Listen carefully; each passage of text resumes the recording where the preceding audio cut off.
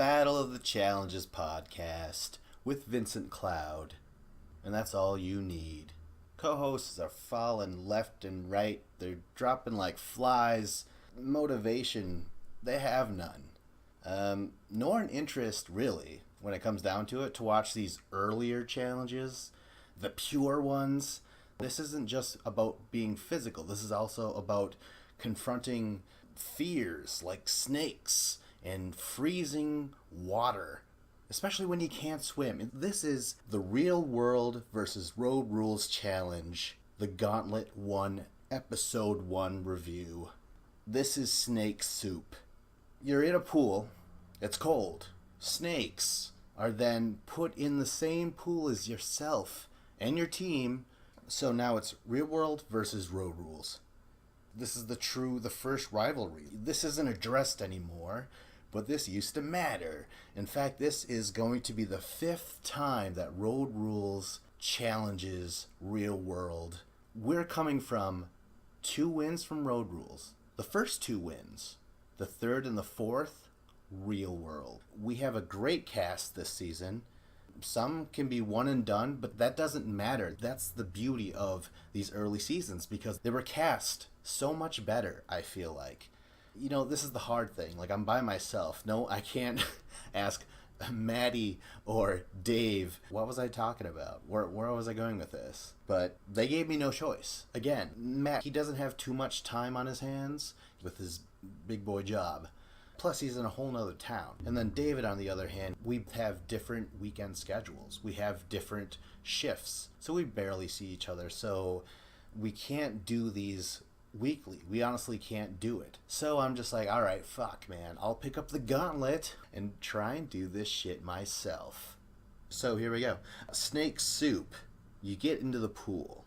Immediately, David comes popping out of the water. He comes flailing. He's like throwing up his hand like someone's drowning right there. And that's David. He's this big black dude. And you know what? Some people, their ears might start ringing. You're just like, whoa. Why is it so goddamn important, Vince, that he's black? So what I'm going to say is, he comes out first, right? He knew right off the bat. He's like, dude, I can't swim. When he got there, when you first get to the house, when people run into the house and are like, oh shit, look at all these cool ass rooms and look at these goddamn bunk beds. Fuck. They also get a bag full of gear, shit with their names on it. He gets swimming trunks, foreboding swimming trunks, and he's like, God damn it, this means we're going to be swimming. I am so smart, and I am so freaking screwed. He tells this to everyone. He's like, you know what, I cannot swim, so if swimming ever comes around this place, he knew he couldn't swim, and this was the first challenge, a swimming challenge. He's flailing around. He's like, help, help, and they get him out of the pool. And this is instant. As soon as the first horn rings, then Coral comes out. You might know her as a fucking champ. She's one of the reasons why Real World won the last time. She was on that team, and she's coming in here, and she's like, you know what, I have an advantage. I did win, but now I'm also allowed to just enjoy my time and be peaceful. But she jumps out of the pool instantly. Right exactly when David does, before the snakes even go in the pool, for crying out loud. I'm making a big stink about this because Coral is going to rely on her mouth more than what she has just performed in this challenge, which is basically Coral's MO. And we'll get to know her the more we talk about it. Next is Irulan, or Irulan. I don't know. But she's dating Alton. She's also black. Does that matter? I can't tell. But I don't want you to focus on that. I don't want you to focus on the fact that David, Coral, and Irulan are black. I want you to focus on the fact that they are Real World. We are getting our asses kicked. The 4th person to jump out of the water now. And by the way, there are snakes now. Irulan, she did hang out for the snakes at least. So I give her all the props in the world. But next is Montana. I can't really describe her other than she stopped drinking. And she's like, I stopped smoking. And, she's kind of a more physically intimidating woman. Plus, she kind of looks like Brienne from Game of Thrones. To me, that is awesome. What's not awesome is coming out fourth. And you're the fourth real worlder, Montana. I mean, this is looking so bad right now. Fifth is Theo. And you know what? I'm not even going to mention what race he is, but he is definitely out of the pool. And this sucks. He's black. Number 6 is road rules. Finally, there is someone who starts to fail on the road rule side. It's Ronnie. She's new. She's a rookie. She's like, I don't know anyone here. There's no one from my road rule season on this challenge at all. And it really sucks that she came out of the water first. 7th person out of the pool, Alton. He's coming out. He's like, my joints are stiff.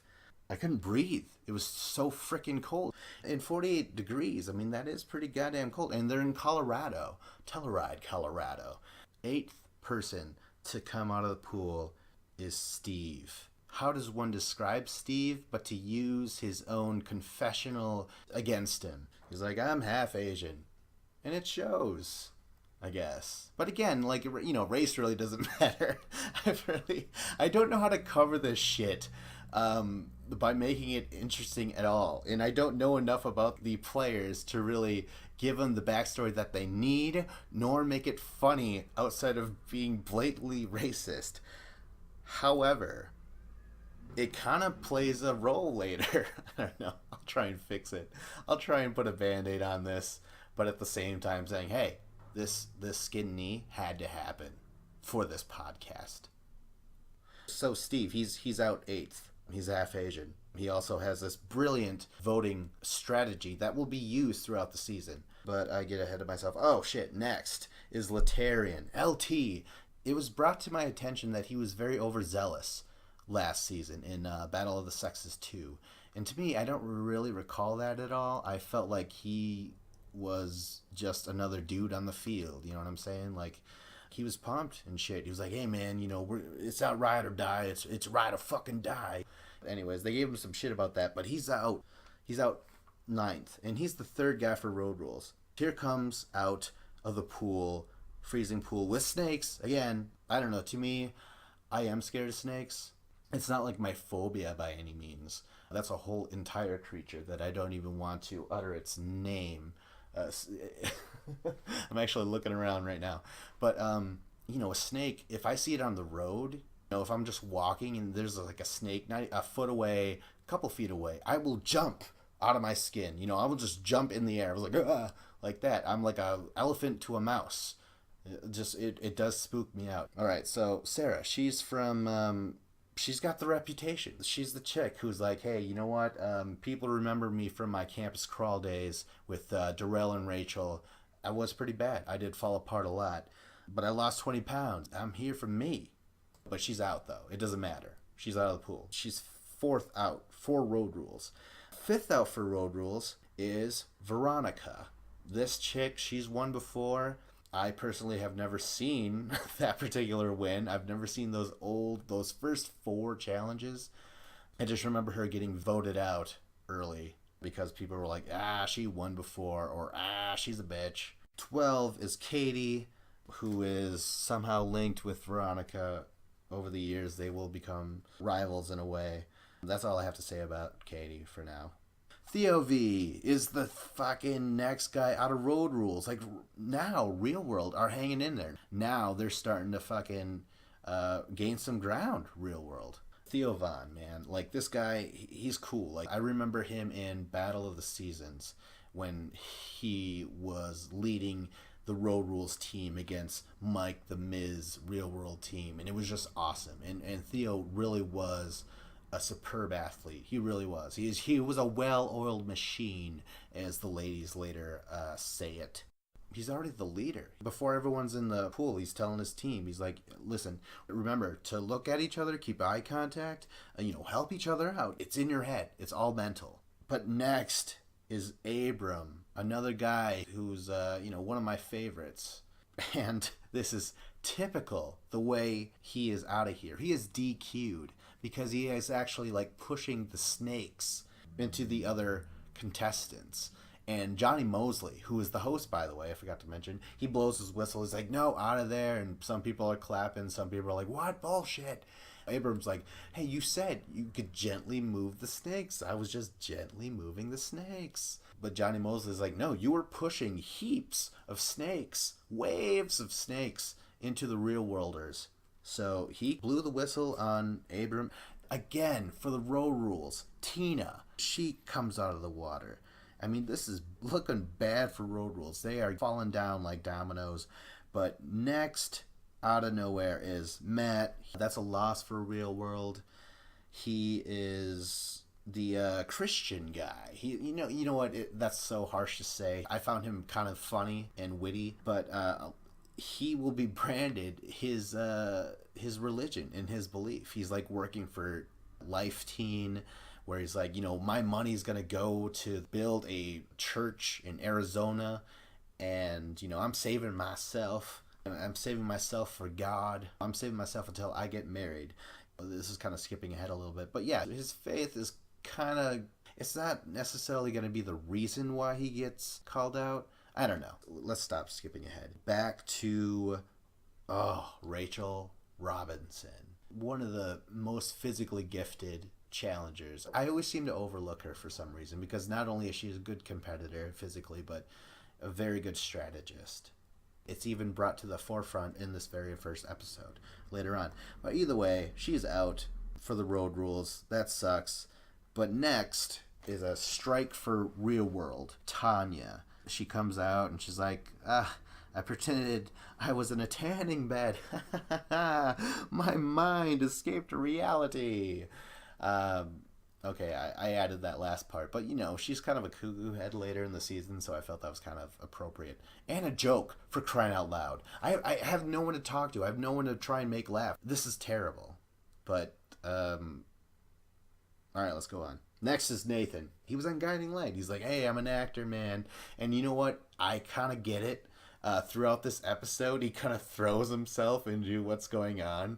Like with Matt later on and shit like that. He's like, oh, yeah, I agree. You're pissing me off. Give me the screen time. He even describes that the snakes are biting at him and shit. And I'm like, oh, that kind of sells the challenge a little bit. But I'm looking at the screen. And I'm like, you know what? I don't think they've ever bitten anyone. I mean, that's the odd part of including animals in any challenge, where you never really hear anyone ever really getting hurt. Like they were killed by the shark or the snakes or the crabs. Either way, I mean, it is spooky, and I think it is mental, like Theo Von said. Next is another strike for the real world. It's Rachel. I can't really describe her as other than being redhead now. Apparently she used to be like a platinum blonde, and I guess she lost like a bunch of weight too, so she's looking kind of fit. And it's good, because real world really needs more fitter people, because in my humble opinion, real world is more personality and road rules is more athleticism. So this has always been such an interesting dynamic. Before there's rivals, before there's Battle of the X's, before there was badasses versus good guys, before there was veterans versus rookies, it was just like, this was what it was about. This is the fifth time. And this isn't technically the fifth season at all. This is technically the seventh season. Next is, and by this time, it's 31 minutes and 47 seconds. Trishelle comes out of there. What can I say about her? She was on Las Vegas. She'll be a big part of this. I just can't really say too much about her now. And that kind of goes for all the other competitors on this entire frickin' roster. This is very hard alone. Oh my god, I'm bitching. I'm fucking bitching. Next is David G. I don't know his last name, but I know that he later on becomes David Grimm. He's Grimm. He's the lead actor on Grimm. I checked out the show.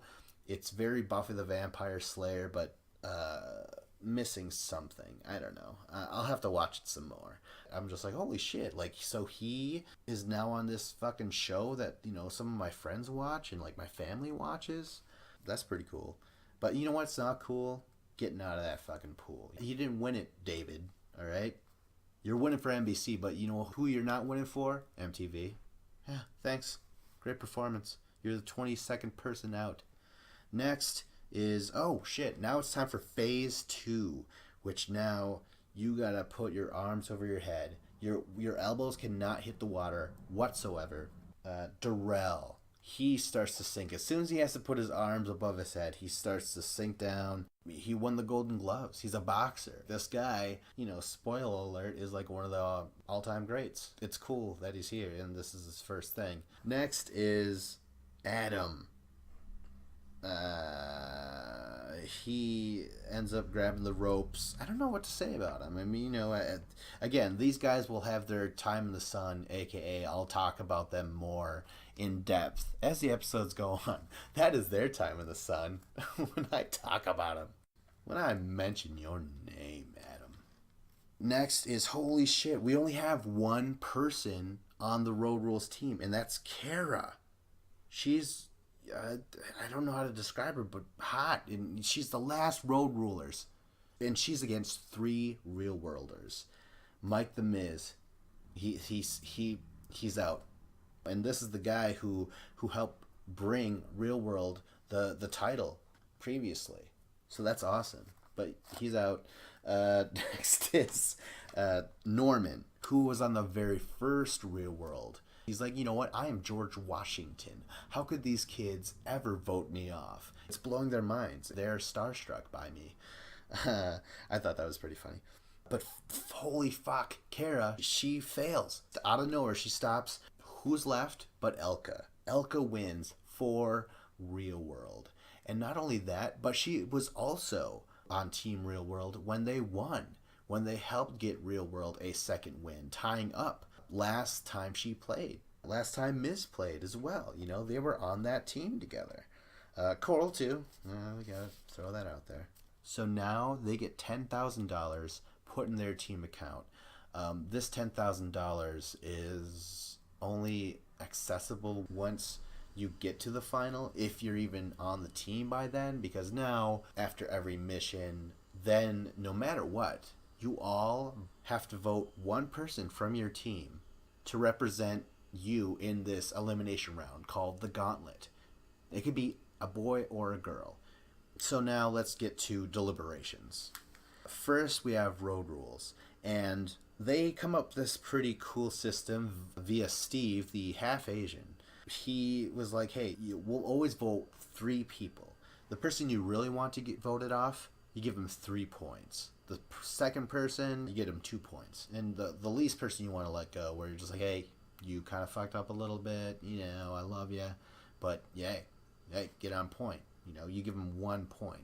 So all of Road Rules decide they're going to vote 3 people, give them those points between them, and then whoever got the most points overall, the top 3 votes were Laterian, Ronnie, and Sarah. So now they have to do another vote for now just these 3. In the end, Laterian gets 12 votes, Ronnie gets 23 votes, and Sarah gets 28 votes. She is going into the Gauntlet. This is very interesting how this all played out. Just a quick little thing here.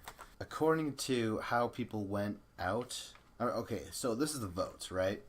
Now, Ronnie is in there, Laterian is in there, and Sarah is in there. Ronnie was the first person out. She was the rookie. She didn't know anyone there, and I was just like, holy shit, that's just really too bad that you were the first one out. So you are automatically going to get a vote. That makes sense. Next, who was out of there? Steve, the half Asian man. Perhaps they were just like, we can't. How diabolical are we? If we're going to vote him in with his own voting system, like, that's just fucked up. That's like putting the man who invented the electric chair in the electric chair and fucking pulling the switch. But he's not in this vote, is what I'm trying to get at. Holy shit. He's not top 3. The next person out of Road Rules, a really good reason to vote him in, is Laterian. He was the overzealous guy, but yet he was the 3rd person out for Road Rules. That's very disappointing, I'm sure.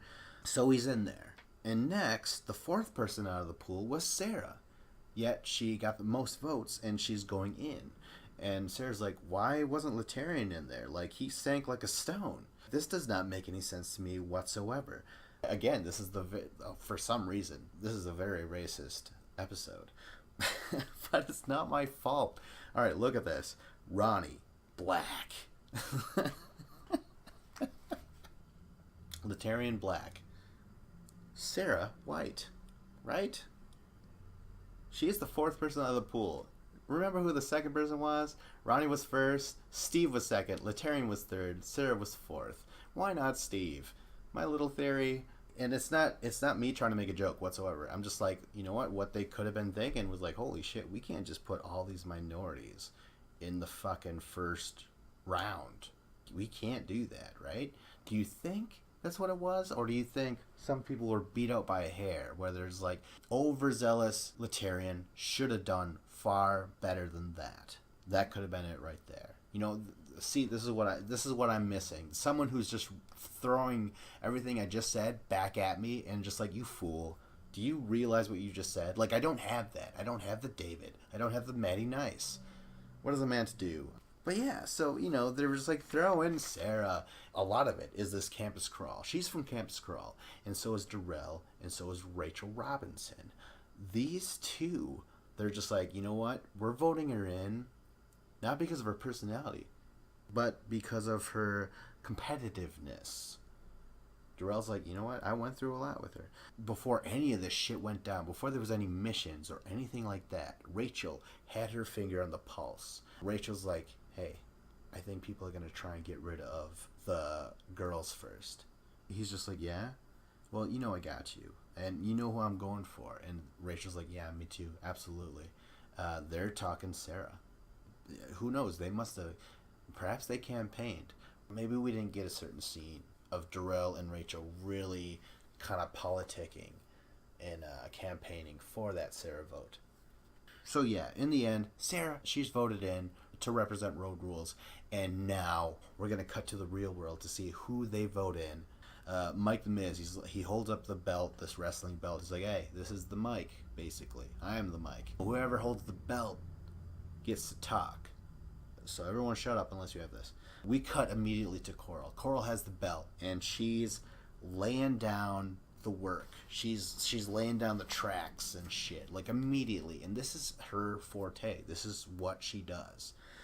So let's watch. Coral, she's like, you know what? Do we want to vote in someone who's strong, who we think is going to win this elimination round and come back? Or do we kind of want to go on based on what we think of a person? Right away, she was the first one to voice this, and Matt, again, like I think he's very smart. I think he's funny and shit, but he's got this belief, you know, that's gonna get brought up really soon. But either way, he's just like, you know what? This is the bad thing about having it being an open forum. You know, unlike the Road Rules where it was like a secret ballot, it's just like this, you know, it's just everyone just kind of not shouting, but everyone's just saying like, hey, I'm gonna vote this person because of this. Or they could just say the name. But right away, Coral establishes, do we vote someone who we think is going to come back and take out one of these Road Rules guys? Or do we want to put in someone that we just do not care for? Right away, Tanya picks up the belt and she's like, you know what, Matt, I remember you mentioning something to us about not fitting in and feeling kind of, you know, out of place with us. And I know that you and I especially have had a bad run-in the last couple days. And Matt's just like, oh my gosh. And like, this is going back to when Coral and Trishelle and Tanya were talking about boobs and shit, like talking about how big theirs are, and they wish they had each other's boobs all around each other, and Soapy and Sudsy. They were talking about that. And Matt was like, you know what, I feel so sorry for, you know, where I come from. I think he came from California or something like that. All the girls, they all have boob jobs, and it's just like, it's just so sad because they want this male attention that, like, it's like, how long is that going to last? Or, you know, he's just kind of preaching. Tanya says that little speech. Then Matt, this just isn't right for him to say this because it's going to rub Nathan the wrong way. He says, you know what, if that is my belief, if my belief does not rub you the right way, you know, I should leave. Something like that. And Nathan's like, hey, come on now. I'm an actor here. And what I got to say is that you shouldn't use your belief to make everyone else feel bad. We're not attacking you for that. And to me, I might as well vote you in because of that. So Nathan, he stood up. He's like, I'm going to vote you in. But that was only like 4 people overall. Everyone else, they voted David because he was the very first guy. He's this huge dude, but he was the very first guy. He got the majority of the vote overall. It was like Coral and Tanya and maybe Nathan who voted Matt in. Everyone else voted David in, and that made sense.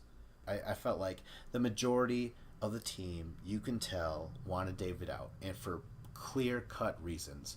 But Coral, earlier she said, hey, I won before, so now I could just enjoy my time. I could be peaceful.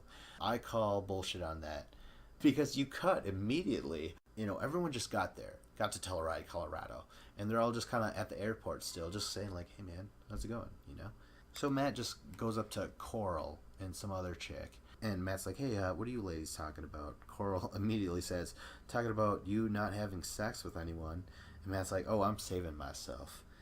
And Coral's like, oh, you never knew. Like that. Hey, I really like Coral, but now that I have to actually analyze her and podcast her just from a performance point of view, and this is what I do. I analyze your physical prowess in the game and your strategy in the game, politics and all that stuff. And right now, Coral's just being very arbitrary. It's unneeded, in my opinion. So in this episode, it's just an annoyance, and David's going in. So now we are at the elimination, Dead Man's Drop. They basically just roll the dice. It's David versus Sarah. It doesn't matter guy versus girl. This is the elimination. This is the gauntlet. Dead Man's Drop. Both David and Sarah, they got their own little trapeze bar, I want to say, where you're going to get on top of the trapeze bar, you're going to get raised above the water, then you're going to hang clinging on the bar from your knees, your legs draped over the trapeze bar, and hold yourself like that, upside down. First person to let go and fall in the pool is eliminated. The winner gets to return to the team and back to the challenge. Another shot. So now it starts. And David, he's like this huge hulking guy. And his legs start to give up from under him. He starts to fall. He catches himself with his feet. And he's hanging there. It looks like it's so painful. And Sarah, she's hanging there. She's at peace. She's able to do this. Darrell doesn't think she can do it. A lot of people don't think Sarah can do it. Sarah is known as the chick who is constantly failing. David is this huge dude who works out, who's this mammoth, and he falls. He's eliminated. Real world David is gone. Sarah wins. Returns to her team. She says, I hate to admit it, I couldn't have done it without my team. Their help, combined with my will to just piss them off and prove them wrong, has created such a wonderful vibe between us. It was, I don't know, I like that line. I like Sarah. Again, this is what Darrell had to say. He's like, this has nothing to do with her personality.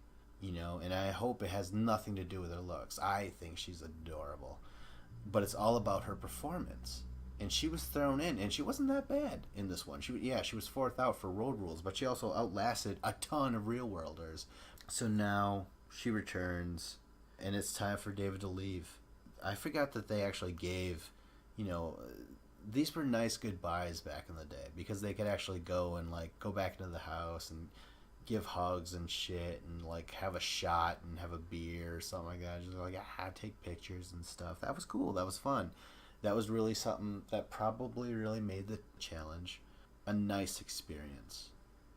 Contrary to the now newer ones, the current ones, where it's more, it's like a test just living on the grounds now. Poor service. Okay, whatever. I'm getting off track. But on his way out, Matt approaches David. He's like, hey, I need advice. I mean, what can I do now to stay out of these people's mouths, getting voted in? And David is like, you know what? I'd be here, but I'm not. I'm gone. I'm a ghost.